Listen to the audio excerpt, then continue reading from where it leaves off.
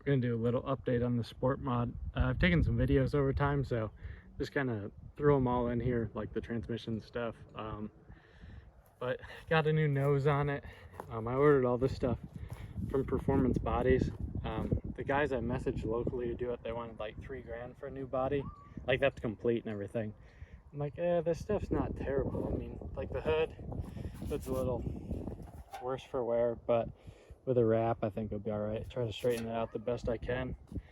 But these are the new plastic bodies. I need to do something about this. That's definitely not going to work. Maybe bring a brace out up here, or make that brace down there longer. Plastic quarters, new sail panels, new roof supports here. I just have to, like, I don't know if these are really for Southern Sport Mod or Northern Sport Mod, because like my other one, it came like this. This is like right there, you know. So I don't think it'll impede my vision. Like I don't think I can turn my head enough to without getting in the way. And just my other ones, they came out because I laid the old doors out on top of this and cut them out exactly how they were. So this older one went down in there, and I didn't think about that when I put that on here. So maybe if you ordered these, you could do it that way, but the way it's coming, I think you'd have to wrap this in quite a bit.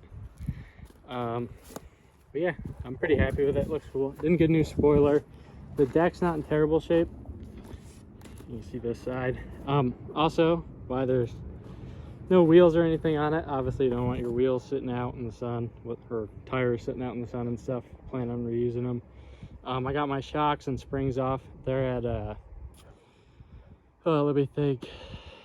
IRP by Crabtree. He's redoing my shocks. He's a Dark Horse shocks. Those are some CRS shocks right there. I was just going to put them on for the time being to keep those ones like inside, and then I'll swap them when it's closer to race season. And then I'll probably get those ones rebuilt also. He said he can do those, so he can rebuild me a set, so I have for a spare. But my upper control arms, they're pretty shot. Yeah, some ball joints, definitely need new ball joints. Still need a pilot bushing for the transmission, haven't done that yet. I have another engine that I'm just going to put in here so we can go get it scaled, and then I got to drop my block off at the machine shop. I'm going to try boring it myself. I got a 944 boring bar. The nose isn't bolted all the way up, or it's not bolted at all actually, it's just cut to fit. I'm going to wait till I get the tires on the ground so I can take measurement and everything, just to make sure it's like parallel with the doors. But that's a 38-inch nose, and then these are just your modified quarters and doors if you want to order it off Performance Bodies, and just your modified sail panel kit. Trying to think if I've done anything else to it. Just dropped the shocks off. I think it was $450 to get the shocks rebuilt, and then he's testing my spring rates. But once it's all back together, I'm gonna take it to him. He's gonna set up a car, and he gives you like some notes and stuff to look at, and he only charges $350 for that, plus like whatever parts he finds like wore out, obviously, or not up to snuff. So yeah, that's where the sport mod's at right now. Working on it. Got till February 14th, I think the icebreaker at Abilene Speedway is. So that's the race I'm gonna try to make. It's a 2-night race. I didn't make it last year. I bought my car after. So there she is. The deck's not too bad. I'm gonna try to get out or get under it and pound it up some more so it flattens it out more, but pretty happy with it. Could have done a little better job on the body. Not saying it's perfect by any means, but it's definitely better than it was. And you can see all of this stuff. This is the old stuff. This tore up. You can also see how this one how it had the curvature in it and stuff. And then there's my door with holes ripped in it. If you watched any of my videos from last year, I got into quite a few messes. That's the nose. The poor nose takes the most abuse. That bumper I can reuse. I don't really like the look of those bumpers, but it is what it is. It's a bumper, who cares? Just trying to get out there. But I'll go show the engine now. Here's the engine that I'm going to throw in it for just now. This would actually be like a really good engine for the Eco Mod class, which pretty much I just have to take my spoiler off, and there's some few other like oddball things, like you got to run a Rochester 2-barrel. I don't know why they made that rules, because the 2-barrel Hollies have been around forever and there's tons and tons and tons of them. So you'd have to find one of those, which can be a pain. But this cam is in spec for that class. It's a Lunati. I think it's 106 KC or something. That's probably not right, but this intake's legal. It's a 2701 Edelbrock. I was planning on using it on mine, but I'm pretty sure the Wyand's better. So you're gonna go that route. Just a 40 over flat top, stock rod, stock crank. I don't know if I ever made a video putting this one together, but yeah, that's what I'm gonna just throw in it for now until I get my good engine done, which is that one right there. That's the Magnum that I'm gonna build. Then those orange heads right there, those are Engine Quest New Zealand castings, which is the best that we can run our class. If you go, I think it's like Charles Servito, something like that. He does flow testing on all the small block Mopar steel heads, and he did those. So I'm gonna run those. And then those are 308 heads right there. So that's what I'm gonna do when I build a LA. And yeah, that's where we're at with that now. And if that doesn't pay off, I got a 408 sitting over there, which would look fairly legal other than the cubic inches. So yep, that's where we're at. All right, so I picked up another bed housing when I was in New York. I got another block. Picked this engine up. This is basically a core block. It's a standard bore, but the walls are pitted, so hopefully this will clean up. That one's 40 over. I actually I didn't rebuild it. I pretty much resealed it. That's stock rods. I think the crank's 1010, and then it's 40 over. Has a Lunati cam in it. So I'm not really sure what I'm gonna do with that. That's actually the spec intake that we got to run for Sport Mod. But I picked up this bell housing while I was there. I paid $300 for it. It's actually 4 pounds lighter than the new one I got, which was 900. But it looks pretty much new. The top bolt holes, they're a little wallered out, so I gotta get a tap and run a tap through there. It doesn't have the clutch linkage bullshit on it like this one does, and then the starter has like a pocket that's sealed up in it.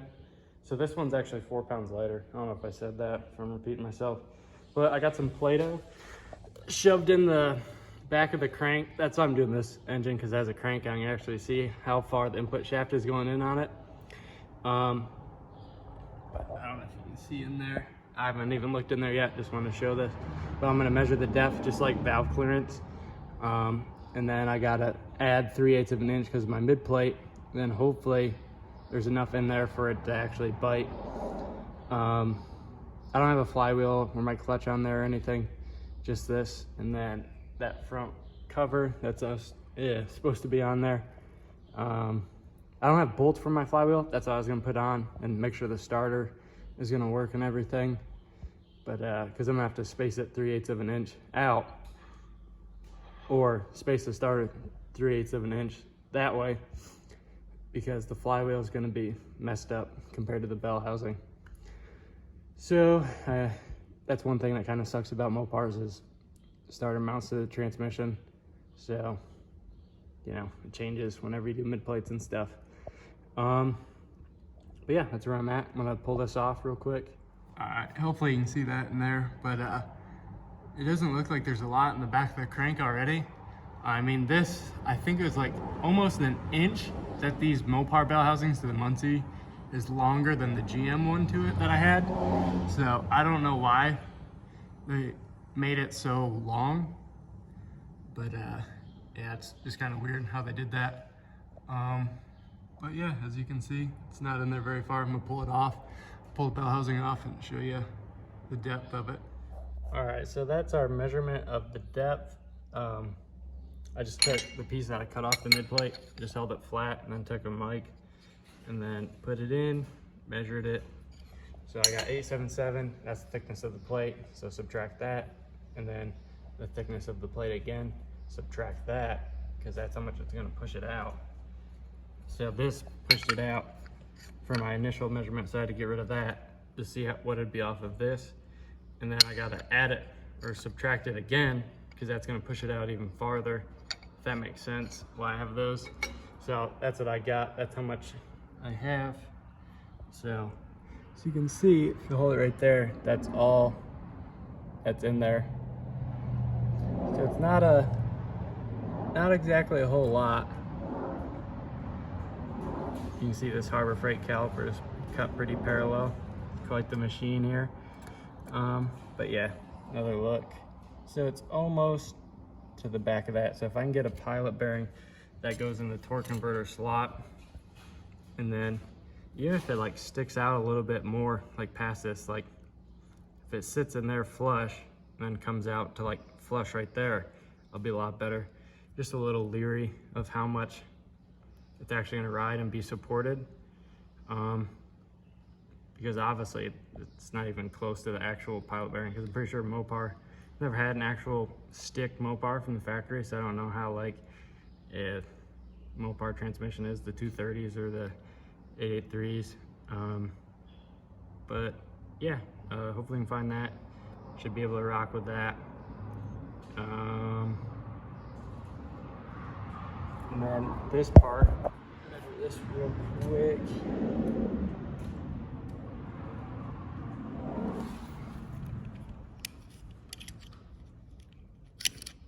So that's about 1 inch there. So take away 377. Geez, can't even hold it. Oh, it'll be like 633, I think. My math's right. Come on, come on. So yeah, that's how far off it is. So that'd be about the thickness of the flywheel. So then the clutch should just, like, this should just barely be on the end of that, which is also something I'm worried about. But we'll see how it goes.